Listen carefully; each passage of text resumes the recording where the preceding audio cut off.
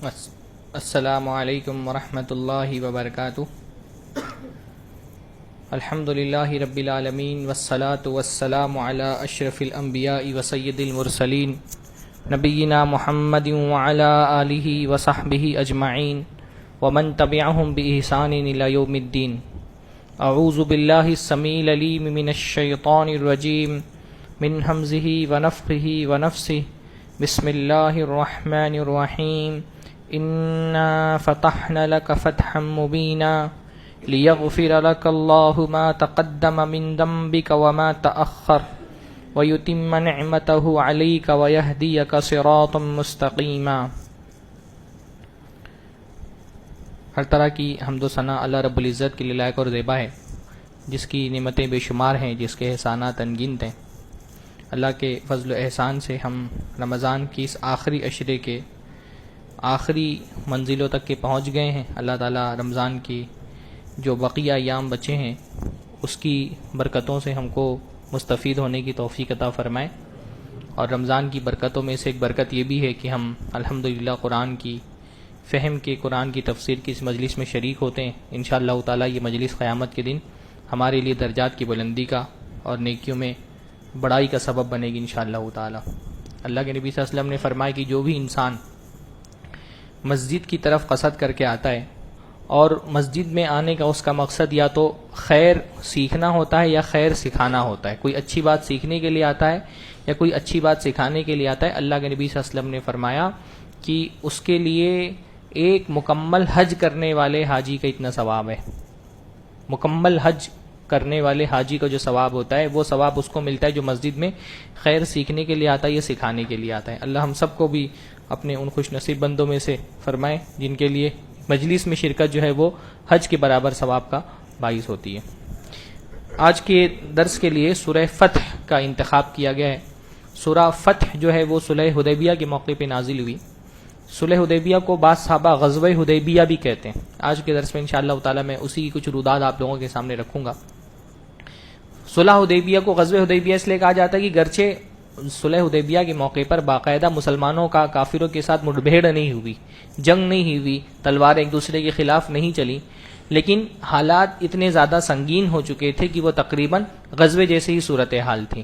بلکہ اللہ کے نبی صلی اللہ علیہ وسلم کے ہاتھ پر صحابہ نے جنگ کے لیے بیعت تک کے کر لی تھی، اس لیے اس کو غزوہ حدیبیہ کا نام دیا جاتا ہے، ورنہ عام طور پہ اس کو صلح حدیبیہ کہا جاتا ہے. صلح حدیبیہ کے بعد یہ صورت نازل ہوئی جس کو سورہ فتح کہا جاتا ہے. صلح حدیبیہ یہ اس کا پس منظر سمجھنے کے لیے اگر آپ اس سے پہلے جب میں نے غزوہ احزاب کی جو رودات بیان کی تھی وہ اگر آپ کے ذہن میں ہو کہ غزوہ احزاب میں کیا ہوا تھا، بہت بڑی تعداد میں عرب کے سارے قبائل جمع ہو کر کے انہوں نے مدینہ پہ حملہ کر دیا تھا. 10,000 کی فوج نے مدینہ پہ حملہ کیا تھا، لیکن وہ نامراد ہو کر کے واپس چلے گئے تھے.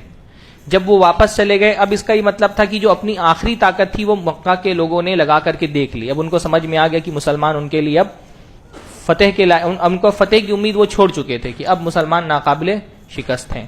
بلکہ اللہ کے نبی صلی اللہ علیہ وسلم نے اس غزوے کے بعد فرمایا تھا کہ اب قریش تم سے غزوہ نہیں کریں گے، اب تم غزوہ کرو گے. مطلب اب تک تم ڈیفینس کر رہے تھے، اب تم ڈیفینس نہیں کرو گے، اب ڈیفینس وہ کریں گے، اب تمہاری طرف سے حملہ کرنے کا وقت. تو وہ سن 5 ہجری میں غزوہ احزاب پیش آیا. سن 6 ہجری میں شوال میں اللہ کے نبی صلی اللہ علیہ وسلم نے خواب دیکھا کہ میں عمرہ کر رہا ہوں صحابہ کے ساتھ اپنے. تو نبی کا جو خواب ہوتا ہے وہ صرف خواب نہیں ہوتا ہے نا، نبی کا خواب اللہ تعالیٰ کی طرف سے وحی ہوتا ہے. نبی جو خواب دیکھتے ہیں وہ ایک وحی کی قسموں میں سے ایک قسم ہے، اللہ تعالیٰ کی طرف سے ایک پیغام ہوتا ہے. حضرت ابراہیم نے خواب دیکھا کہ میں بچے کو ذبح کر رہا ہوں تو انہوں نے حضرت اسماعیل کی گردن پر چھری چلانے کی تیاری کر لی. تو نبی کا جو خواب ہے وہ اللہ تعالیٰ کی طرف سے ایک پیغام ہوتا ہے. تو اللہ کے نبی صلی اللہ علیہ وسلم نے اعلان کر دیا کہ اب ہم کو عمرہ کے لیے نکلنا ہے. اچھا یہ کوئی معمولی اعلان تو نہیں تھا نا، عمرہ کہاں ہوتا ہے؟ ادا مدینہ میں عمرہ ہوتا ہے؟ ہاں عمرہ کہاں کیا جاتا ہے؟ مکہ جا کر کے. اور مکہ کون لوگ رہتے تھے؟ قریش کے لوگ جو مسلمانوں کے جانی دشمن تھے. ابھی 1 سال پہلے وہی قریش کے لوگ ہزاروں کی تعداد میں فوج لے کر مدینہ پہ حملہ آور ہوئے تھے. اب انہی کے علاقے میں جا کے عمرہ ادا کرنا ہے تو آسان چیز تو نہیں تھی نا، بڑا مشکل کام تھا. اور جو ہے اللہ کے نبی صلی اللہ علیہ وسلم نے، لیکن کیونکہ اللہ کا حکم آ گیا تو نبی پھر یہ نہیں دیکھتا ہے آسان کیا ہے مشکل کیا ہے، بس اللہ کے نبی نے اعلان کر دیا کہ اب عمرہ کرنے کے لیے نکلنا ہے، تیاری کرو. اور صحابہ کرام تو خوشی کے مارے پھولے نہیں سما رہے تھے. صحابہ جو ہیں وہ تو خوش ہو گئے کہ اللہ کے نبی صلی اللہ علیہ وسلم کی طرف سے پیغام آگے، عمرہ کرنے نکلنا ہے، نکلو عمرہ کے لیے، تیاری کرنا شروع کر دی. یعنی ایک تو کعبہ سے جو محبت تھی صحابہ کو، اور پھر یہ کہ ان میں جو مہاجر صحابہ تھے یہ تو وہ لوگ تھے جن کا آبائی وطن تھا مکہ، ہجرت کر کے آئے تھے، سالوں سے اپنے آبائی وطن سے دور تھے، تو ان کو تو موقع مل رہا تھا، اور پھر عمرے کا ایک ثواب، اس کی خوشی، کعبہ کی محبت، اپنے علاقے اور اپنے وطن واپس لوٹنے کی خوشی. تو صحابہ کا جوش اور ولولہ، بالکل صحابہ جوش اور ولولے سے بھر گئے کہ اللہ کے نبی صلی اللہ علیہ وسلم کی طرف سے پیغام آ گیا ہے، اللہ کے نبی عمرہ کا خواب دیکھا اللہ کے نبی نے، اب عمرہ کرنا ہے.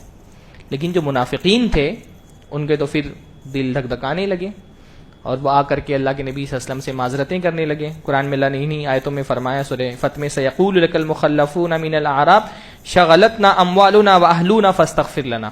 آگے اللہ کے نبی سے کہتے کہ ہم کو تو تھوڑا سا ہمارا کاروبار کا ہے مسئلہ اور ہمارا تھوڑا گھر کا مسئلہ ہے، تو ہم عمرہ کے لیے نہیں جا سکتے. معذرت کرنے لگے اللہ کے نبی صلی اللہ علیہ وسلم سے. یقولون بألسنتہم ما لیس فی قلوبہم، اور یہ منافقین جو آ کر کے اللہ کے نبی سے معذرت کر رہے تھے، یہ اللہ کے نبی فرما رہی ہے یہ زبان سے کچھ اور کہہ رہے ہیں، ان کے دل میں کچھ اور ہے. یا آ کے تو کہنے کہ ہم کو ذرا کاروبار کا مسئلہ ہے، گھر کے مسائل، اس لیے عمرہ کرنے نہیں جا سکتے. مسئلہ کیا ہے ان کا؟ مسئلہ یہ ہے کہ ان لوگوں نے بل ظننتم ان لن ينقلب الرسول والمؤمنون الى اہلیہم ابدا، بلکہ تم لوگوں نے تو یہ سوچا ہوا ہے کہ اللہ کے رسول اور اللہ کے رسول صلی اللہ علیہ وسلم کے ساتھی واپس اپنے گھر والوں کے پاس نہیں لوٹیں گے. یعنی دشمنوں کی نرغے میں جا کے عمرہ کر کے واپس آ جانا کوئی آسان کام تو نہیں تھا. تو یہ اتنی سنگین صورتحال تھی کہ منافقین تیار نہیں ہوئے. وہ سمجھ گئے تھے کہ یہ اب جا رہے ہیں موت کے کنویں میں، یہ واپس نہیں، زندہ واپس نہیں آنے والے. یہ ابھی قریش کے لوگ ان کے اتنے بڑے جانی دشمن، ابھی تو حملہ کیا تھا 1 سال پہلے اتنی بڑی فوج لے کر کے، اب یہ واپس انہی کے نرغے میں جا رہے ہیں، وہ بھی عمرہ کرنے کے لیے جا رہے ہیں. عمرے کی حالت میں تو کوئی جنگی ساز و سامان اور زیرہ بختر پہن کے بھی انسان نہیں جاتا، احرام کی حالت میں ہوتا ہے. تو انہوں نے تو یہ سوچ، یعنی اس صورتحال کی سنگینی سمجھیے اس سے کہ اللہ نے منافقین کے بارے میں فرمایا کہ منافقین کہہ رہے تھے اب یہ واپس کبھی اپنے گھر نہیں لوٹیں گے، وہیں مار دیے جائیں گے. لیکن بہرحال اللہ تعالیٰ کا جب حکم آ جاتا ہے تو رسول صلی اللہ علیہ وسلم، اللہ کے نبی جو ہے وہ یہ بہت زیادہ نہیں سوچتے کہ پھر صورتحال آگے کیا بننے والی ہے. ان کا کام ہے بس اللہ نے جو حکم دیا وہ کر گزرنا. صحابہ کرام تیار ہو گئے، تقریباً 1400 کی تعداد میں صحابہ کرام اللہ کے نبی صلی اللہ علیہ وسلم کے ساتھ شریک ہوئے، جن میں صرف ایک آدمی تھا جو منافق تھا، وہ اپنا اونٹ ڈھونڈنے کے لیے نکلا تھا اور مسلمانوں کے ساتھ ہو گیا تھا. باقی 1400 صحابہ مسلمان اللہ کے نبی صلی اللہ علیہ وسلم کے ساتھ نکلے. اللہ کے نبی نے عام اعلان کر دیا، اور اللہ کے نبی صلی اللہ علیہ وسلم نے 2 طرح کی روایتیں آتی. بعض روایتوں میں آتا ہے کہ اللہ کے نبی صلی اللہ علیہ وسلم نے ہتھیار ہی نہیں لیے تھے سرے سے، صرف جو عربوں کا ایک رواج تھا کہ ایک کمر میں ان کی تلوار لٹکی رہتی تھی، اس تلوار کے علاوہ کچھ بھی ہتھیار نہیں تھا. بعض دوسری روایتوں میں آتا ہے کہ اللہ کے نبی کو کیونکہ اندیشہ تھا کہ حملہ ہو سکتا ہے مکہ والوں کی طرف سے، تو اللہ کے نبی صلی اللہ علیہ وسلم نے جنگ کے سامان رکھ لیے تھے ساتھ میں. گرچہ یہ کہ جنگ جس طرح سے جنگ کی تیاری کر کے جاتے ہیں اس طرح سے تو اللہ کے نبی نہیں نکلے تھے، لیکن جنگ کے سامان اللہ کے نبی صلی اللہ علیہ وسلم نے رکھ لیے تھے. بہرحال اللہ کے نبی صلی اللہ علیہ وسلم نکلے. نکلنے سے پہلے اللہ کے نبی صلی اللہ علیہ وسلم نے بشر الخزاعی، اللہ کے نبی کے ایک صحابی تھے بنو خزاعہ کے، ان کو آگے بھیج دیا کہ تم آگے کی جا کر حالات معلوم کر کے ہم کو بتاتے رہو کہ آگے راستہ کیسا ہے. اور اللہ کے نبی صلی اللہ علیہ وسلم نے جو مدینہ سے مکہ جانے کا عام راستہ تھا وہ راستہ نہیں چنا. اللہ کے نبی صلی اللہ علیہ وسلم جدہ ہو کر کے مکہ گئے، اس لیے حدیبیہ کا جو علاقہ ہے وہ مکہ سے مدینہ کے درمیان میں نہیں پڑتا ہے، وہ جدہ اور مدینہ کے مکہ کے درمیان میں پڑتا ہے. تو اللہ کے نبی صلی اللہ علیہ وسلم جو ہے وہ بہت دشوار گزار راستے سے ہوتے ہوئے اللہ کے نبی صلی اللہ علیہ وسلم وہ مکہ کے قریب پہنچے. بلکہ روایتوں میں آتا ہے کہ اللہ کے نبی صلی اللہ علیہ وسلم کو ایک بہت سخت پہاڑی پر چڑھنا تھا، کیونکہ وہ عام راستے سے نہیں گئے تھے. یہ ارادہ، یہ اللہ کے نبی کا خیال تھا اگر عام جو مدینہ سے مکہ جانے کا راستہ ہے وہاں سے جائیں گے تو وہ تو پہلے سے انتظار کے لیے بیٹھے ہوں گے مکہ کی فوج اور ان کے حلیف جو قبائل تھے ان کے الائنس والے. تو اللہ کے نبی بہت گھوم کر کے گئے تو وہ راستہ بہت دشوار گزار تھا. یہاں تک کہ ایک پہاڑی جب آئی جس کو سنیت المرار کہا جاتا ہے، تو اللہ کے نبی صلی اللہ علیہ وسلم صحابہ کو بہت دقت تھی اس پہاڑی پہ چڑھنا، وہ بھی عمرے کی حالت میں تھے. تو اللہ کے نبی صلی اللہ علیہ وسلم نے فرمایا جو اس پہاڑی پر چڑھ جائے اس کی مغفرت ہے.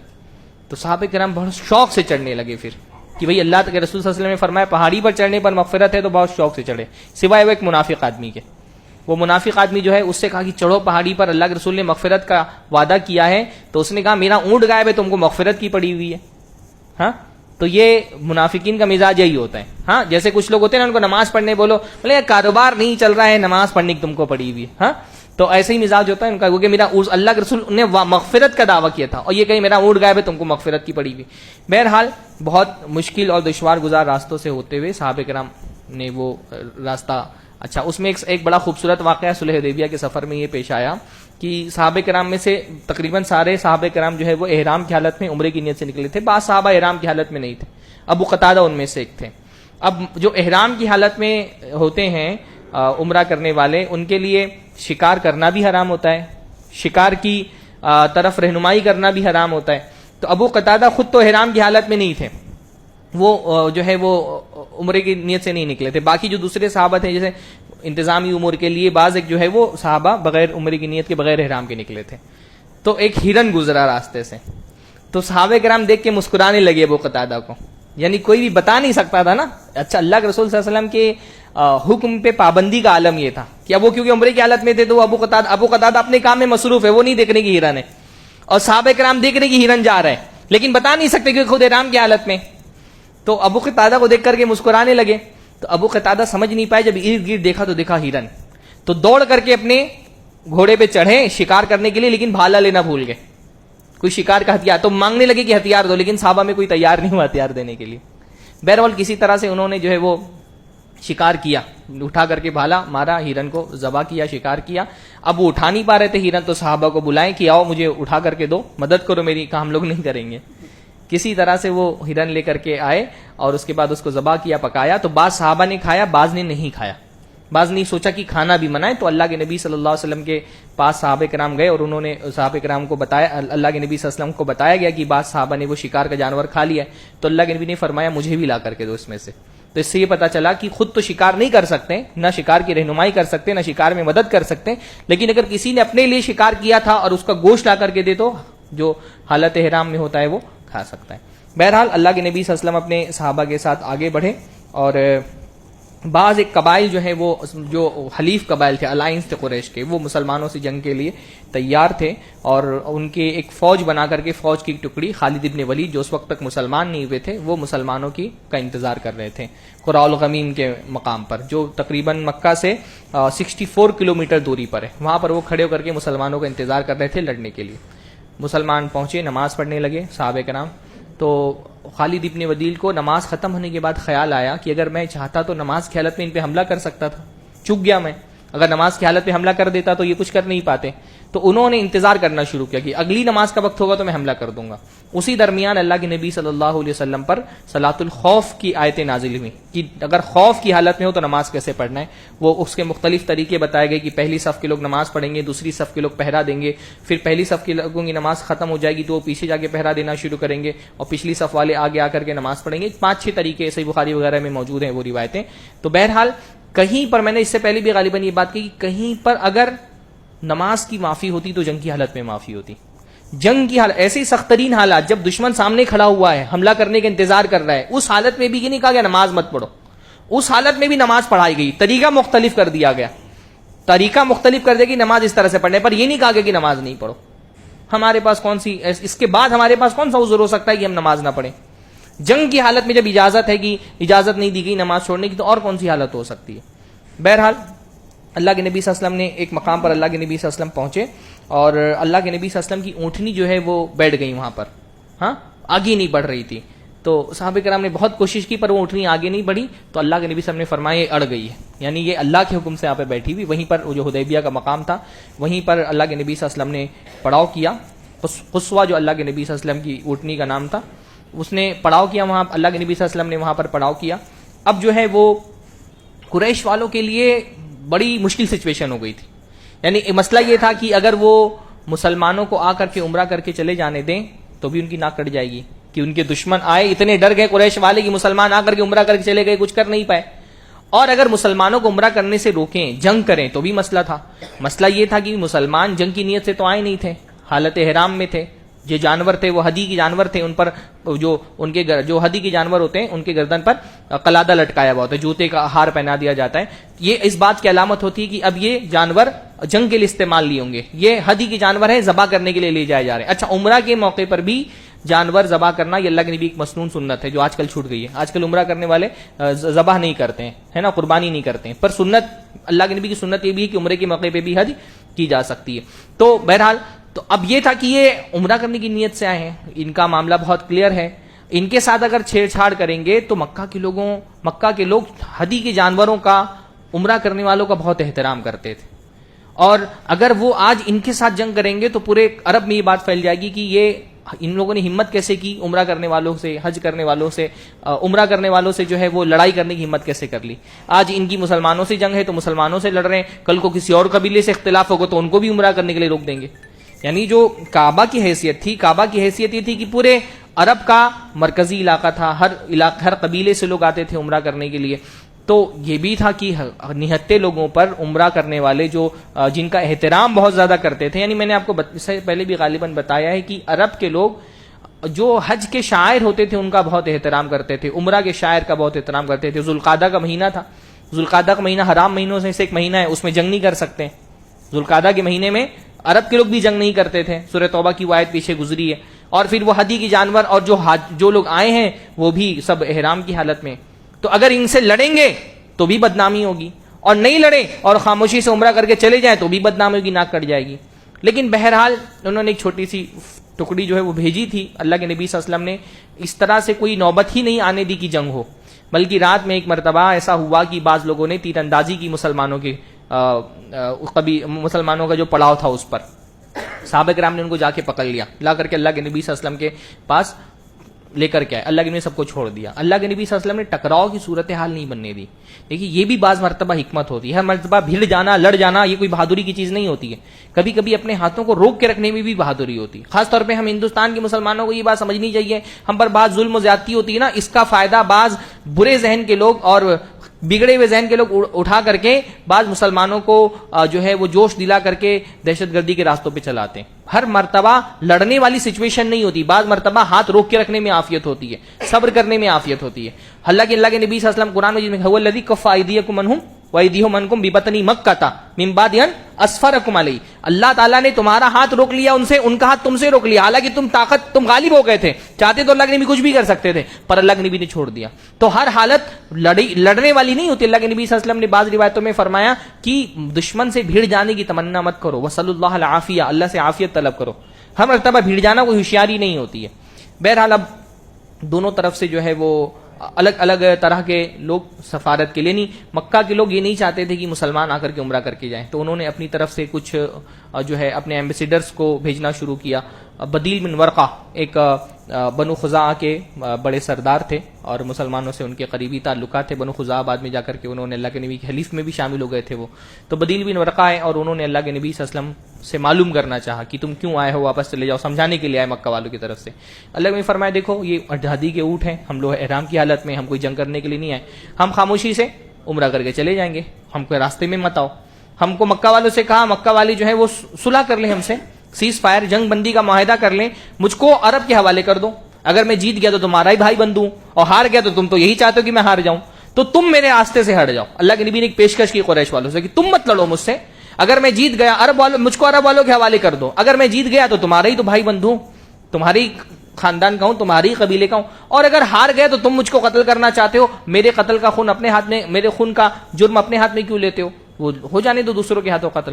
لیکن اس کے لیے تو مکہ والے اس وقت تیار نہیں تھے, جنگ بندی کے لیے تیار نہیں تھے. الگ الگ لوگ جو ہیں وہ آئے اور الگ الگ طرح سے کوشش کی. اسی درمیان میں جو ہے وہ ایک حلیس بن علقمہ, ایک اللہ کے نبی صلی اللہ علیہ وسلم کے حلیس بن علقمہ جو ہے وہ بڑے مشہور نیگوشیٹر تھے, ڈپلومیٹ تھے, تو وہ بھی آئے. تو اللہ کے نبی صلی اللہ علیہ وسلم نے کہا کہ یہ جس قبیلے سے تعلق رکھتا ہے حلیس, وہ ہدی کے جانوروں کا بہت احترام کرتے ہیں. تو اللہ کے صحابہ سے کہا سب اٹھ جاؤ, اپنی جانوروں کو اٹھا دو, تلبیہ پکارنے لگو اس کے سامنے, تاکہ اس کو بھی یہ سمجھ میں آئے کہ مسلمان جنگ کرنے کے لیے نہیں آئے. بہرحال اس طرف سے کچھ لوگ آتے رہے. اللہ کے نبی صلی اللہ علیہ وسلم نے سوچا میں بھی کچھ لوگوں کو بھیجوں اپنی طرف سے بات کرنے کے لیے. تو حضرت عمر بن خطاب سے کہا کہ تم جاؤ اور بات کرو مکہ کے لوگوں سے, بولو کہ ہم کو عمرہ کر کے جانے دو, ہم تمہارے بیچ میں نہیں آ رہے, ہم تم سے جنگ کرنے کے لیے نہیں آئے. حضرت عمر بن خطاب نے منع کر دیا, اللہ کے نبی مجھ کو مت بھیجیے. یعنی حضرت عمر کو پتا تھا میں بہت جلالی طبیعت کا انسان ہوں, اگر میرے سامنے کسی نے کوئی ٹیڑھا پن دکھایا تو پھر میں اپنے آپ کو کنٹرول نہیں کر پاؤں گا. ایک مسئلہ یہ تھا. دوسرا یہ تھا کہ ان کے خاندان کا جو ابن عدی جو خاندان جو حضرت عمر بن خطاب کا خاندان ہے بنو عدی, تو بنو عدی کا کوئی آدمی ان کو امان دینے کے لیے تیار نہیں تھا. تو حضرت عمر نے کہا اللہ کے نبی عثمان کو بھیجیے. تو اللہ کے نبی نے حضرت عثمان کو بھیجا. ایک تو حضرت عثمان کی طبیعت میں ذرا نرم مزاجی تھی، وہ جلالی طبیعت کے انسان نہیں تھے، سلجھو طبیعت کے انسان تھے، ہے نا. اور دوسرا یہ کہ حضرت عثمان بن عفان کا جو خاندان تھا بنو امیہ، تو اس کے کچھ لوگ تھے جن سے امید تھی کہ حضرت عثمان کو امان دے دیں گے. اور اچھا، عربوں کے یہاں کچھ خصوصیات بہت زبردست تھیں. اگر ان کے کسی قبیلے کے آدمی نے کہا کہ یہ میرے امان میں، پھر پورا قبیلہ اس کے ساتھ چھیڑ چھاڑ نہیں کر سکتا. وہ اپنے قبیلے کے آدمی کے دیے گئے امان کا بہت لحاظ کرتے تھے. تو جب حضرت عثمان رضی اللہ تعالیٰ عنہ جو ہے وہ پہنچے ہیں، تو بعض قبیلے کے لوگوں نے، ان کے قریش کے بعض لوگوں نے ان پہ حملہ کرنا چاہا، لیکن ابان بن سعید وہ ان کے خاندان کے ایک انسان تھے، انہوں نے کہا کہ یہ عثمان کو میں امان دیتا ہوں، کوئی ان کے ساتھ چھیڑ چھاڑ نہ کرے. اور اس کے بعد حضرت عثمان جو ہے وہ پہنچے مکہ میں، تو مکہ کے لوگوں نے کہا ٹھیک ہے، تم اگر عمرہ کرنا چاہو تو کر لو، یعنی ابھی تو ہماری بات چیت ہو رہی ہے تو ہم مسلمانوں کو تو نہیں عمرہ کرنے دیں گے، پر تم کیونکہ آ گئے ہو مکہ میں تو تم اگر عمرہ کرنا چاہو تو کر لو. حضرت عثمان نے کہا نہیں، جب تک اللہ کے نبی عمرہ نہیں کریں گے میں عمرہ نہیں کروں گا. اسی درمیان مکہ والوں نے جو ہے وہ حضرت عثمان کو روک لیا، اور ادھر مسلمانوں میں یہ افواہ پھیل گئی کہ حضرت عثمان قتل کر دیے گئے. اب یہ بہت بڑی بات ہو جاتی ہے، یعنی جو ایمبیسیڈرز ہوتے ہیں، جو سفیر ہوتے ہیں، ان کا قتل ہر زمانے میں بہت بڑا جرم مانا جاتا ہے. اللہ کے نبی صلی اللہ علیہ وسلم انتہائی زیادہ غصہ ہوئے اور صحابہ کرام کو جمع کیا اور سارے صحابہ کے ہاتھ پر بیعت لی کہ یہاں سے اب ہم خالی ہاتھ نہیں لوٹیں گے، یا تو عثمان کے قتل کا بدلہ لیں گے یا تو مار دیے جائیں گے. لیکن یہاں سے، اور یہ بہت مطلب خطرناک سچویشن تھی، یعنی مکہ میں آ کر کے، مکہ کی سرحد پہ بیٹھ کر کے، دشمنوں کے علاقے میں آ کر کے یہ بیعت کرنا. اور اس طرح کی خاص طور پہ اللہ کے نبی صلی اللہ علیہ وسلم لڑنے کی نیت سے نہیں آئے تھے، کوئی بہت بڑی فوج لے کر کے نہیں آئے تھے، بہت ساز و سامان لے کر کے نہیں آئے تھے، لیکن سارے صحابہ نے اس وقت اللہ کے نبی کے ہاتھ پر بیعت کی. اسی بیعت کو بیعت رضوان کہا جاتا ہے، جس کا ذکر سورہ فتح کے اندر آیا ہے. اللہ کے نبی اللہ تعالیٰ نے فرمایا کہ اللہ تعالیٰ نے ان سارے لوگوں کو معاف کر دیا جنہوں نے پیڑ کے نیچے آپ کے ہاتھ پر بیعت کی تھی. سارے صحابہ، ان کی علم ما فی قلوبہم، اللہ نے جان لیا ان کے دلوں میں کیا ہے. یعنی ایک ایسی سچویشن تھی جس میں بہت کم اس بات کا امکان تھا کہ مسلمان لڑتے اور جیت کر کے آ جاتے. ایسے موقع پر صحابہ نے اپنی جان پر بیعت کی تھی کہ ہم مار دیے جائیں گے لیکن خالی نہیں لوٹیں گے. اور اللہ کے نبی، اس لیے یہ وہ لوگ کیسے اللہ کے نبی صلی اللہ علیہ وسلم کے خلاف، اللہ کے نبی کے صحابہ کے خلاف کوئی زبان کیسے کھول سکتا ہے. میں سوچتا ہوں جو لوگ صبح شام اللہ کے نبی صلی اللہ علیہ وسلم کے صحابہ کو برا بھلا بولتے ہیں، قرآن پڑھتے ہوئے ان کے دل پہ کیا گزرتی ہوگی. ہر آیت، ہر 2 قدم پر کوئی آیت آتی جس میں صحابہ کی عظمت کا بیان ہوتا ہے. قرآن مجید میں جہاں بھی یا الذین آمنوا ہوتا ہے وہاں اصل خطاب تو صحابہ کرام سے ہی ہوتا ہے. بہر صحابہ کرام نے بیعت کی. بیعت کرنے کے بعد میں یہ پتہ چلا کہ حضرت عثمان کا قتل نہیں ہوا تھا، وہ بھی واپس آئے. اور جو مکہ کے لوگ تھے انہوں نے بھی اپنے طرف سے الگ الگ لوگوں کو سفیر بنا کے بھیجنا شروع کیا، وہ سمجھا بجھا کر کے مسلمانوں کو واپس بھیج دیں.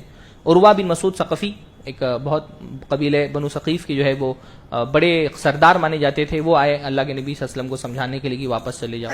اللہ کے نبی نے وہی بات کہی کہ میں جنگ کرنے کے لیے نہیں آیا ہوں، میں لڑنے کے لیے نہیں آیا ہوں. عروہ بن مسعود ثقفی اللہ کے نبی کو سمجھا رہے تھے کہ دیکھو یہ تم کس سے لڑنے کے لیے آئے ہو، کس سے جنگ کرو گے، تم اپنے بھائی بندوں کو قتل کرو گے جنگ کر کے، کہ تم قریش کے لوگ کون ہیں، تمہارے خاندان کے لوگ ہیں، کہ دنیا میں اس سے بڑا کوئی آدمی ہوتا ہے جو اپنے خاندان کے لوگوں کے ساتھ جنگ کرے. ہاں، واپس چلے جاؤ اور دیکھو اگر جنگ ہوئی تو میں تمہارے ساتھ ایسے اوباشوں کو دیکھ رہا ہوں جو تمہارا ساتھ چھوڑ کے بھاگ جائیں گے. صحابہ کرام کو وہ طنز کر رہا تھا، تانا کر رہا تھا صحابہ کرام پہ. تو حضرت ابو بکر وہیں کھڑے تھے، حضرت ابو بکر نے بہت بری بات کہی اس کو، بلکہ ایک طرح سے گالی دی، کہا امسس بزر اللات، جاؤ تم لات کی شرمگاہ چوسو، تم کیا سمجھتے ہو کہ ہم اللہ کے نبی صلی اللہ علیہ وسلم کو چھوڑ کر کے چلے جائیں گے. تو عروہ بن مسعود نے کہا یہ کون بول رہا ہے، ابو بکر ہیں. کہا اللہ کی قسم اگر مجھ پر تمہارا احسان نہیں ہوتا تو میں تم کو بتاتا، پھر تم کو اچھا مزہ چکھاتا. یعنی وہ لوگ احسان کو بھی بہت ایکنالج کرتے تھے، کسی نے مجھ پر احسان کر دیا ہے تو میں ہمیشہ اس کے احسان کو زندگی پر مانوں گا. اچھا، وہ ایک اور واقعہ عروہ بن مسعود کے ساتھ یہ پیش آیا کہ وہ بات کرتے کرتے بار بار اللہ کے نبی صلی اللہ علیہ وسلم کی داڑھی پکڑ لیتا تھا.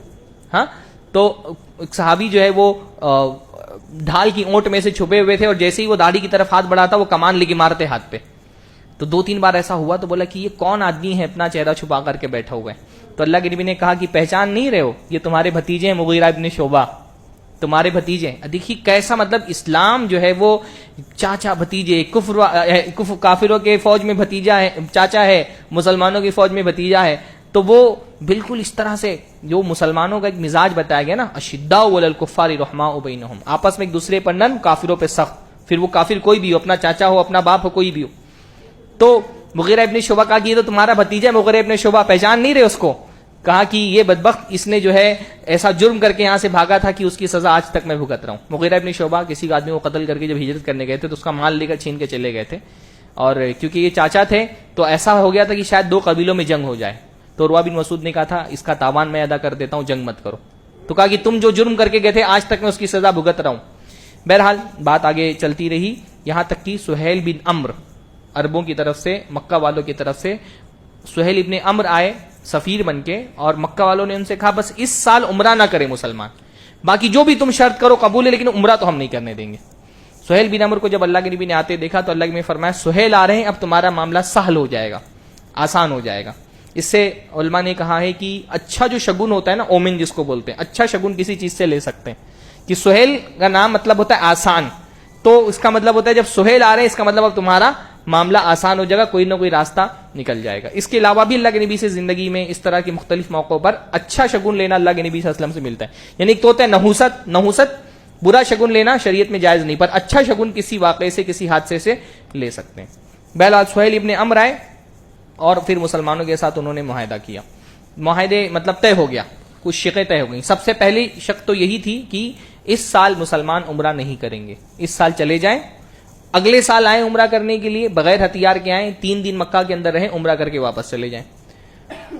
تیسری شرط یہ تھی کہ سیز فائر کا معاہدہ، 10 سال تک مسلمانوں اور قریش والوں کے درمیان میں کوئی جنگ نہیں ہوگی، صلح ہو گئی کہ 10 سال تک نہ مسلمان قریش کے خلاف جنگ کریں گے، نہ قریش مسلمانوں کے خلاف جنگ کریں گے.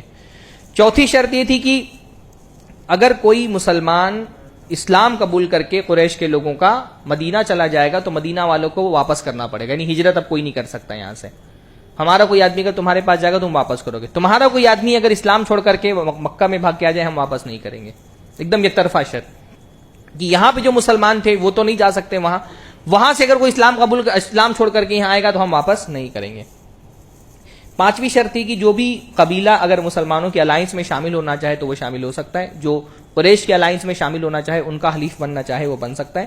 چھٹی شرط یہ کہ دل آپس میں ایک دوسرے کا صاف رکھیں گے. اب یہ شرطیں مسلمانوں کے لیے بہت تکلیف دہ تھیں. سب سے تکلیف دہ بات تو یہ تھی کہ اس سال عمرہ کیوں نہیں کر سکتے، کیا مسئلہ تھا. اور صحابہ کرام بہت جوش سے آئے تھے، بہت خواب سجا کر کے آئے تھے کہ ہم عمرہ کریں گے اس سال. تو ہم میں سے کوئی آدمی اگر عمرہ کرنے کے لیے جائے اور اس کو ایئرپورٹ سے واپس بھیج دیا جائے تو کتنی تکلیف ہوگی. یہ تو صحابہ تھے، ان کا علاقہ ہی تھا مکہ کا. تو ایک تکلیف تو اس پر بہت تھی، اور دوسری تکلیف یہ جو یک طرفہ معاہدہ ہوا تھا کہ مسلمان جو ہیں اگر وہ اسلام قبول کر کے جائیں گے مدینہ تو وہ ان کو واپس نہیں کریں گے، واپس کرنا پڑے گا مدینہ والوں کو. اب واقعتاً مکہ میں بہت بڑی تعداد میں ایسے مسلمان تھے جنہوں نے اسلام قبول کر لیا تھا، ان کو بیڑیوں میں باندھ کر کے رکھا گیا تھا. ہجرت یعنی جس کو موقع ملتا جان بچا کے ہجرت کر لیتا، لیکن بہت بڑی تعداد میں مستضعفین تھے جن کو ہجرت کرنا چاہتے تھے پر مکہ والوں نے ان کو باندھ کر کے جگڑ کر کے رکھا ہوا تھا. تو یہ اللہ کے نبی چاہتے تھے، سارے مسلمان چاہتے تھے کہ کسی طرح سے ان کو بچایا جائے، لیکن ایک طرفہ شرط تھی بالکل کہ جو ہجرت کرنے کے لیے آئیں گے ان کو واپس نہیں کیا جائے گا. بہرحال صحابہ کرام کو تو بہت تکلیف تھی اس پورے معاملے کو لے کر کے، لیکن اللہ کے نبی صلی اللہ علیہ وسلم نے کیونکہ طے کر دیا تو طے کر دیا. وہ پورا جتنے بھی شرائط تھے صلح کے وہ لکھے گئے. شروع میں اللہ کے نبی صلی اللہ علیہ وسلم نے حضرت علی کو بلایا صلح کی شرطیں لکھنے کے لیے. حضرت علی نے لکھا بسم اللہ الرحمن الرحیم، تو سہیل بن عمرو نے کہا بسمک اللہم لکھو، الرحمن الرحیم کو ہم نہیں جانتے. یعنی عرب کے لوگ جو ہے وہ اللہ تعالیٰ کے نام الرحمن الرحیم کا انکار کرتے تھے. تو اس کے بعد اللہ تعالیٰ نے قرآن مجید میں بہت ساری جگہوں پر ان کو ڈانٹ بھی پلائی ہے کہ اللہ تعالیٰ کا نام رحمان بھی ہے، رحیم بھی اللہ کا نام ہے، اللہ کے بہت سارے پیارے پیارے نام ہیں. بہرحال انہوں نے کہا بسمک اللہم لکھو تو لکھا بسمک اللہم. آخر میں اوپر لکھا گیا کہ یہ جو معاہدہ ہے وہ محمد الرسول اللہ اور قریش والوں کے درمیان ہو رہا ہے. تو سہیل بن عمرو نے کہا تم کو رسول اللہ مان لے تو پھر تم سے جھگڑا ہی کس بات کا ہے، ہم تم کو رسول نہیں مانتے، یہاں پہ رسول اللہ مٹاؤ اور یہاں پہ محمد بن عبداللہ لکھو. تو اللہ کے نبی نے کہا ٹھیک ہے بھائی مٹا دو. حضرت علی سے کہا، حضرت علی نے کہا میں نہیں مٹاؤں گا، کہا میں نہیں مٹاؤں گا. یعنی کبھی کبھی جو ہے نا وہ انکار میں بھی محبت ہوتی کسی چیز کے. ہاں بہر اللہ کے رسول نے کہا بتاؤ کہاں لکھا ہے، میں مٹاتا ہوں. اللہ کے نبی نے اس کو مٹا دیا. یہ پوری شقیں لکھی گئیں. اب صحابہ کرام میں بہت سارے لوگوں جو ہے بہت شدید تکلیف تھی. ایک تو واپس جا رہے ہیں، عمرہ کرنے نہیں ملا، اتنا عمرے کی نیت سے وہ آئے تھے، اور دوسرا صحابہ میں بہت سارے لوگوں کو یہ لگ رہا تھا کہ یہ تو ایک طرفہ معاہدہ اللہ کے نبی نے جھک کر کے معاہدہ کیوں قبول کر لیا، یہ شرطیں اللہ کے نبی نے جھک کے قبول کر لی، مسلمان ہار کی شرطیں قبول کر رہے ہیں. حضرت عمر خاص طور پہ بہت تشویش میں مبتلا تھے، بہت تکلیف میں تھے. حضرت ابوبکر کے پاس گئے، کہا کہ اللہ کے نبی صلی اللہ علیہ وسلم کے پاس گئے کہ اللہ کے نبی صلی اللہ علیہ وسلم کیا ہم حق پر نہیں ہیں؟ اللہ کے نبی بالکل. کیا وہ باطل پر نہیں ہے؟ کہا بالکل. کہا اللہ کے نبی صلی اللہ علیہ وسلم کیا ہم مارے جائیں تو ہم شہید نہیں ہوں گے؟ کہا بالکل. اور کہا وہ مارے جائیں گے تو وہ جہنم میں نہیں جائیں گے؟ تو کہا بالکل. تو کہا پھر اللہ کے نبی آپ کیوں صلح کر رہے ہیں؟ کیوں اتنا ہم جھک کر کے، اتنا ڈر کر کے ایک طرفہ صلح کی شرطیں ہم کیوں قبول کر رہے ہیں؟ اللہ کے نبی ہم خاموش رہے. حضرت ابوبکر کے پاس گئے، یہی بات دہرائی تو حضرت ابوبکر نے کہا دیکھو اللہ کے رسول صلی اللہ علیہ وسلم زیادہ بہتر جانتے، جو بھی انہوں نے کہا اس میں خیر ہی ہوگا. یعنی حضرت ابوبکر کو ایسی صدیق کا لقب نہیں مل گیا. ہاں کہا جو بھی. اچھا اب یہ معاہدہ جب ہو رہا تھا، اسی درمیان میں ایک واقعہ یہ پیش آیا. سہیل بن عمرو جو اللہ کے نبی صلی اللہ علیہ وسلم کے سامنے آئے تھے معاہدہ کرنے کے لیے، انہی کے بیٹے تھے ابو جندل. تو ابو جندال جو ہے وہ بیڑیوں میں جکڑے ہوئے آ گئے. وہ اسلام قبول کر چکے تھے لیکن مکہ کے لوگوں نے ان کو روک کر کے رکھا تھا. تو وہ مسلمانوں سے گڑ گڑانے لگے کہ مجھے بھی ساتھ میں لے چلو، میں نے اسلام قبول کر لیا، یہ لوگ مجھے نکلنے نہیں دے رہے ہیں مکہ سے، میں بھی ہجرت کرنا چاہتا ہوں. ابھی دستخط نہیں ہوئی تھی معاہدوں پر. تو اللہ کے نبی صلی اللہ علیہ وسلم نے سہیل بن عمرو سے کہا کہ دیکھو ابھی معاہدے پر کیونکہ دستخط نہیں ہوئی تو اصولاً اگر ہم ان کو اپنے ساتھ لے جائیں تو تم روک نہیں سکتے ہو. تو سہیل بن عمرو نے کہا اگرچہ دستخط نہیں ہوئی لیکن معاہدہ تو، شرطیں تو طے پا گئی ہیں، اب ان کو آپ ساتھ نہیں لے جا سکتے. اب صحابہ کرام دیکھ کر کے ان کے دل میں غم کی، ایک تو ہمارے اپنے ساتھی ساتھ لے جانا چاہتے نہیں لے جا سکتے اور وہ سب کے سامنے گڑ گڑا رہے ہیں. حضرت عمر کی حالت تو یہ تھی کہ وہ تلوار لیے ہوئے تھے، وہ تلوار ایسے ابو جندل کے سامنے کرتے تھے کہ قتل کر دیں. ہاں یعنی اشارہ کر رہے تھے کہ مار ڈال اپنے باپ کو. تلوار ان کے سامنے کرتے پر وہ سمجھ نہیں پا رہے تھے کہ کیا اشارہ کس بات کا کر رہے ہیں حضرت عمر. بہرحال اب یہ معاہدہ طے پا گیا. صحابہ کرام میں بڑا غم تھا کہ یہ کیا ہو گیا، ہم کیوں واپس جا رہے ہیں، کیوں ایک طرفہ صلح کر رہے ہیں، کیوں اللہ کے نبی نے شرطیں مان لی. اتنا غم تھا کہ جب اللہ کے نبی ایک مقام پر پہنچے اور صحابہ سے کہا کہ اب تم سب حلال ہو جاؤ، اپنے سر کے بال چھلا کر کے اور جانور جو ہدی کے لائے ہیں ان کو قربان کر دو. صحابہ میں ایک آدمی بھی نہیں اٹھا، کوئی اٹھا ہی نہیں قربانی کرنے میں. سب کو یہ امید تھی کہ شاید یہ حکم تبدیل ہو جائے، تو کوئی بھی نہیں کھڑا ہوا. یہ ایسا کبھی اللہ کے نبی کے ساتھ نہیں ہوتا کہ اللہ کے نبی صلی اللہ علیہ وسلم کوئی بات کہیں اور صحابہ نہ سنیں. یعنی اسی موقع پر جب عروہ بن مسعود جو ہے وہ آئے تھے اللہ کے نبی صلی اللہ علیہ وسلم سے بات کرنے کے لیے، تو انہوں نے جا کر کے مکہ والوں سے کہا تھا کہ میں نے شام اور ایران کی بادشاہوں کو دیکھا ہے، ان کی تعظیم ہوتی دیکھی ہے ان کے دربار میں، لیکن جتنا رسپیکٹ محمد کے ساتھ ہی ان کا کرتے ہیں اتنا میں نے کسی بادشاہ کو بھی تعظیم ہوتے ہوئے نہیں دیکھا کہ کسی بادشاہ کی تعظیم ہوتی ہو. حتیٰ کہ محمد جو ہے وضو کرتے ہوئے کلی کرتے ہیں تو ان کے منہ کا پانی زمین پر نہیں صحابہ گرنے دیتے ہیں، اتنی محبت تھی صحابہ کو. اور اللہ کے نبی ہم کہہ رہے ہیں جانور قربان کرو، کوئی تیاری نہیں ہوا. اللہ کے نبی کو بڑا تعجب ہوا. اللہ کے نبی صلی اللہ علیہ وسلم خیمے میں گئے اپنے، اور غالباً حضرت ام سلمہ رضی اللہ تعالیٰ عنہ وہاں پر اللہ کے نبی کی بیوی موجود تھیں. تو اللہ کے نبی نے حضرت اپنی بیوی سے شیئر کیا کہ یہ کیا ہو رہا ہے. میں کہہ رہا ہوں کہ قربانی کرو، کوئی کھڑا ہی نہیں ہو رہا ہے قربانی کرنے کے لیے. میں کہہ رہا ہوں ہدی کی جانور کو قربان کرو اور حلال ہو جاؤ، تو کوئی حلال ہونے کو تیاری نہیں ہے. تو حضرت ام سلمہ نے کہا اللہ کے نبی صلی اللہ علیہ وسلم آپ ایسا کریے، آپ باہر نکل کے اپنا جانور قربان کر دیجیے، آپ حلال ہو جائیے. جب آپ کو لوگ حلال ہوتے ہوئے دیکھیں گے تو لوگوں کو سمجھ میں آ جائے گا آپ کوئی امید باقی نہیں رہ گئی، تو خود بھی حلال ہو جائیں گے.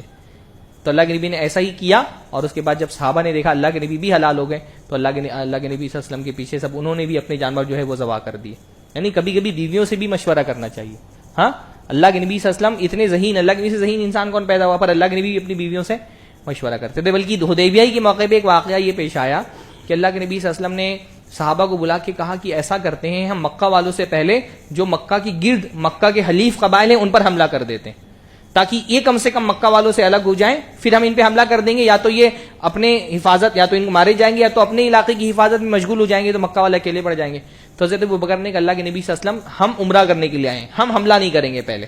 اگر وہ حملہ کریں گے تو ہم لڑائی کریں گے، لیکن ہم پہلے حملہ نہیں کریں گے، میرا یہ مشورہ ہے. تو اللہ کے نبی نے حضرت ابوبکر کا مشورہ قبول کیا. اس میں یہ دیکھیے، اس میں یعنی بعض مرتبہ کوئی آدمی کسی ادارے کا، کسی تنظیم کا، کسی جو ہے علاقے کا ذمہ دار ہو جاتا ہے نا، تو وہ اپنے آپ کو ایک دم ڈکٹیٹر سمجھ لیتا ہے کہ مجھے کسی سے مشورے کی ضرورت نہیں. اللہ کے نبی صحابہ سے مشورہ بھی کرتے تھے اور ان کا مشورہ قبول بھی کرتے.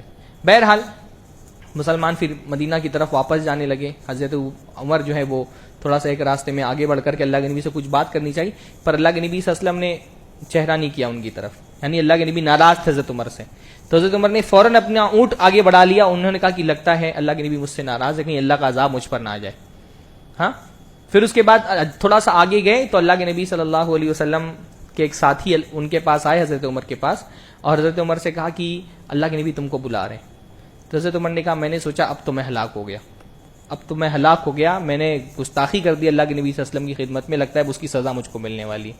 اللہ کے نبی کی خدمت میں پہنچے تو اللہ کے نبی صلی اللہ علیہ وسلم نے کہا عمر آج مجھ پر ایک ایسی صورت نازل ہوئی ہے کہ کائنات کی ہر شے سے زیادہ محبوب مجھ کو یہ صورت ہے. اور پھر اللہ کے نبی نے یہ صورت پڑھی, انا فتحنا لک فتحا مبینا, ہم نے آپ کو ایک کھلی ہوئی فتح عنایت فرمائی. یعنی وہ چیز جس کو مسلمان اپنے لیے شکست سمجھ رہے تھے, اللہ کے نبی نے اس کو فتح مبین قرار دیا کہ یہ تمہاری کھلی ہوئی فتح ہے. یہ جو صلح تمہاری ہوئی ہے, تم کو لگتا ہے یہ ایک طرفہ صلح ہے, لیکن اسی صلح میں اللہ نے تمہارے لیے خیر رکھا ہے. تو اللہ نے صلح حدیبیہ کو جو ہے وہ مسلمانوں کے لیے فتح قرار دیا. یعنی مسئلہ کیا تھا, مسلمان ایک سال عمرہ نہیں کر سکے, پر اگلے سال مسلمان آئے. اللہ کے نبی نے عمرہ قضا ادا کیا, صحابہ کرام کے ساتھ عمرہ قضا ادا کیا. وہ جو ایک صلح کی ایک شرط یہ تھی کہ مسلمانوں کے پاس کوئی اگر اسلام قبول کر کے کوئی مدینہ آئے گا تو واپس کرنا پڑے گا, اور اگر کوئی اسلام چھوڑ کر کے مکہ جائے گا تو اس کو واپس نہیں کریں گے. اس میں بھی اللہ تعالیٰ نے راستہ نکال دیا. راستہ کیا نکلا, ایک یہ ہوا کہ اللہ کے نبی کسی دشمن کی بیٹی ام کلثوم وہ اسلام قبول کر کے ہجرت کر کے مدینہ آ گئی. تو مکہ کے لوگ آئے کہ ہم کو واپس کرو, ام کلثوم کو ہم لے کے جائیں گے, ہمارے درمیان معاہدہ ہے.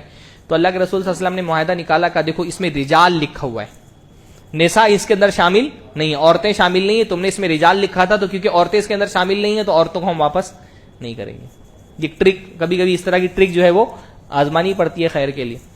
ایک اللہ کے نبی کے صحابی ابو بصیر تھے, وہ کسی طرح سے اپنی جان بچا کے ہجرت کر کے آ گئے. جب وہ آ گئے تو پھر مکہ سے 2 لوگ آئے لینے کے لیے ان کو کہ ہمارے ساتھ واپس کرو, ہمارا معاہدہ ہے کہ کوئی بھی آدمی اسلام قبول کر کے آئے گا تو وہ ہجرت نہیں کر سکتا ہے. تو اللہ کے نبی نے واپس کر دیا, واپس لے کے گئے. راستے میں ایک جگہ پر ایک آدمی کھانا کھانے لگے, تو جو لینے آیا تھا بندہ, اس کے پاس ایک تلوار تھی. تو ابو بصیر نے کہا, ابو بصیر بہت بہادر قسم کے انسان تھے, کہا کہ یہ تو بڑی خوبصورت تلوار لگتی ہے, کہاں سے لی ہے؟ تو کہا ارے فلاں جگہ سے لی ہے, اور یہ جنگیں میں نے اس تلوار سے لڑی ہے. تو کہا ذرا دکھاؤ تو صحیح کیسی تلوار ہے. اب وہ بیوقوف آدمی, اس نے اپنی تلوار نکال کے ابو بصیر کے ہاتھ میں دے دی. ابو بصیر نے قتل کر دیا اس کو. ایک آدمی کو قتل کیا, دوسرا ڈر کے مارے بھاگ گیا. پھر ابو بصیر مدینہ آ گئے. پھر وہاں سے 2 لوگ آئے لینے کے لیے ابو بصیر کو. تو انہوں نے کہا اللہ کے نبی آپ کا کام تھا میرے حوالے, مجھ کو ان کے حوالے کر دینا, وہ آپ نے کر دیا. اب اگر میں نے اپنی جان بچا لی, آپ اپنی ذمہ داری سے بری ہیں. ابو بصیر وہاں سے بھاگ گئے. اب وہ مکہ بھی نہیں گئے.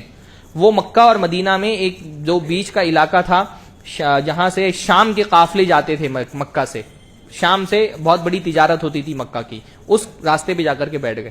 اب یہ کیا کرتے ہیں کہ جو بھی مدینہ سے قافلہ جاتا, مکہ سے قافلہ جاتا شام میں تجارت کرنے کے لیے, اس قافلے پہ حملہ کرتے. اب جو بھی مسلمان وہاں سے بھاگ کر کے آتا وہ مدینہ نہیں جاتا, وہ اسی علاقے میں چلا جاتا, وہاں کے علاقے میں. یہاں تک کہ ایک بہت بڑی جمعیت انہوں نے تیار کر لی, فوج تیار کر لی وہاں پہ. مکہ والوں کو خود درخواست کرنی پڑی کہ ہماری جو شرط تھی ہم ختم کرتے ہیں, آپ اپنے لوگوں کو بلا لیں, ہم پریشان ہو گئے ان سے. بہرحال تو اس طرح سے اللہ تعالیٰ نے ایک فتح مبین جو ہے وہ, اور یہ اتنی بڑی فتح تھی کہ اس کے بعد پھر یعنی یہ 1400 کی تعداد میں صحابہ تھے. جب اللہ کے نبی صلی اللہ علیہ وسلم کو مکہ والوں سے ذرا فرصت ملی کہ اب ان سے نہیں لڑنا ہے, تو اللہ کے نبی کے جو دوسرے دشمن تھے ان سے پھر اللہ کے نبی صلی اللہ علیہ وسلم نے جنگیں شروع کی. یعنی صلح حدیبیہ کے 1 سال بعد ہی جو ہے وہ یہود سے جنگ لڑی. خیبر جو یہودیوں کا علاقہ تھا, اور خیبر فتح کر لیا. پھر دوسری جو چھوٹے چھوٹے قبائل تھے جو مسلمانوں سے جنگ لڑتے رہتے تھے, ان سب سے کو اللہ کے نبی صلی اللہ علیہ وسلم نے فتح کیا. اور اس کے کچھ سالوں کے بعد ہی صلح حدیبیہ کے تقریباً 3 یا 4 سال کے بعد مکہ فتح ہو گیا, اور لاکھوں کی تعداد میں صحابہ کرام اس وقت اللہ کے نبی کے ساتھ تھے. دعوت کا کام بہت زیادہ ہوا, یعنی مسلمان کو جب امن و امان ملتا ہے تو وہ دعوت کی طرف مصروف ہو جاتا ہے. اس درمیان میں اللہ کے نبی صلی اللہ علیہ وسلم نے الگ الگ جو بادشاہ تھے ان کو خطوط لکھے, ان کی طرف اپنے خطوط روانہ کیے. تو بہرحال یہ پورا ایک واقعہ ہے. اس واقعے کے پس منظر میں یہ صورت نازل ہوئی ہے. واقعہ میں نے سنا دیا, اب آپ اس صورت کو جب پڑھیں گے اس کو ترجمے کے ساتھ, تو پھر اس کی آیتوں آپ کے سمجھ میں آئیں گی. اللہ تعالی ہم سب کو قرآن مجید سمجھنے کی اور اس پر عمل کرنے کی توفیق عطا فرمائے. سیرت جو ہے اس کا بڑا اہم رول ہوتا ہے قرآن میں. آپ سیرت کے اگر واقعات سے واقف نہیں ہیں, ان کی اساسیات سے واقف نہیں, تو قرآن آپ پڑھتے بھی رہیں گے تو آپ کو بہتر طریقے سے سمجھ میں نہیں آئے گا قرآن. اس لیے سیرت کی کم سے کم ایک کتاب پڑھ لینا چاہیے. یہ جو میں بعض ایک واقعات سیرت کے بیان کر دیتا ہوں, اس کا ایک مقصد یہ بھی ہے کہ تھوڑا سا آپ لوگ موٹیویٹ ہوں. تو کچھ نہیں تو الرحیق المختوم چھوٹی سی کتاب ہے, وہی پڑھ لیں. یا پڑھ نہیں سکتے ہیں تو بہت ساری سیرت کے دروس ہوتے ہیں یوٹیوب پر. شیخ مقصود حسن فیضی کا درس ہے, بہت اچھا مفصل درس ہے, وہ بھی سن سکتے ہیں. تو سیرت کی ایک چھوٹی سی کتاب ہی پڑھ لیں, تاکہ آپ قرآن مجید جب پڑھیں تو آپ کو سمجھ میں آئے جن واقعات کی پس منظر میں. آپ تفسیر بھی پڑھیں گے تو تفسیر آپ کو اس وقت سمجھ میں آئے گی جب وہ واقعات آپ کے ذہن میں ہوں گے. اقول قولی ھذا واستغفر اللہ لی ولکم ولسائر المسلمین واستغفروہ انہ غفور رحیم. واخر دعوانا ان الحمد للہ رب العالمین. والسلام علیکم ورحمۃ اللہ.